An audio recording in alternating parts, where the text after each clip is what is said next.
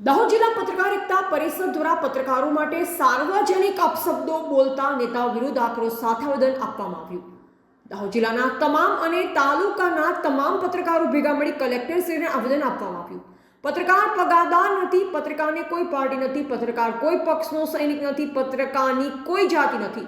પ્રજાની સમસ્યાને સરકારને અને તંત્ર સમક્ષ રજૂ કરતો જીવાત્મા એટલે પત્રકાર।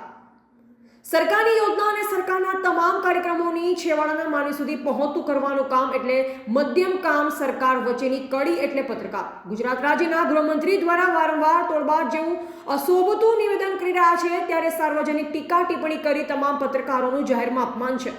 સાચા અને સ્વાભાવિક પત્રકારની ઇજ્જત પરનો ઘા છે।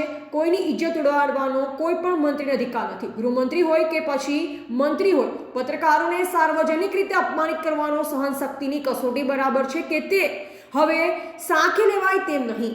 ક્યારે પત્રકારો સમાજ જાગૃત કરવાનું કામ કરી શકે બહાર લાવે છે। મુખ્યમંત્રી સાદા અને સિમ્પલ સ્વભાવના છે, એટલે અમને ગર્વ છે। મંત્રીઓને સૂચના આપીને પત્રકારોને સાર્વજનિક ટીપા ટિપ્પણી ન કરવા સૂચના આપે તો પત્રકારના સન્માનના નિર્ણય હશે। કલેક્ટરના માધ્યમથી મુખ્યમંત્રીને સુધી આક્રોશ સાથે આવેદન સ્વરૂપે પહોંચી આવા પત્રકારને વિશે નિવેદન આપતા નેતાને અંકુશમાં રાખી તેના માટે કલેક્ટર ઓફિસમાં આવેદનપત્ર આપવામાં આવ્યું। પત્રકાર એકતા પરિષદ ગુજરાત રાજ્ય તરફથી જિલ્લા સેવા સદનની અંદર કલેક્ટર સાહેબને આવેદનપત્ર રજૂ કરવામાં આવેલ। ગુજરાત રાજ્યના બોલો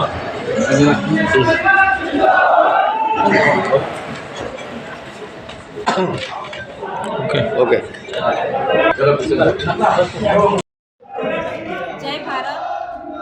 આજ રોજ અમે દાહોદ જિલ્લા કલેક્ટર કચેરી ખાતે જે માનનીય ગૃહમંત્રી શ્રી હર્ષ સંઘવી દ્વારા જે પણ પત્રકારોને તોડબાજ શબ્દો ઉચ્ચારેલ છે તે બદલ અમે આજ રોજ દાહોદ જિલ્લા કલેક્ટરને આવેદનપત્ર આપવામાં આવ્યું છે, અને જેમાં અમે જે પત્રકારોને ટિપ્પણી કરી છે તે બદલ અમે આક્રોશભર્યું વલણ ધરાવીએ છીએ, અને એ બદલ અમે આજ રોજ કલેક્ટરશ્રીને આવેદનપત્ર આપ્યું છે।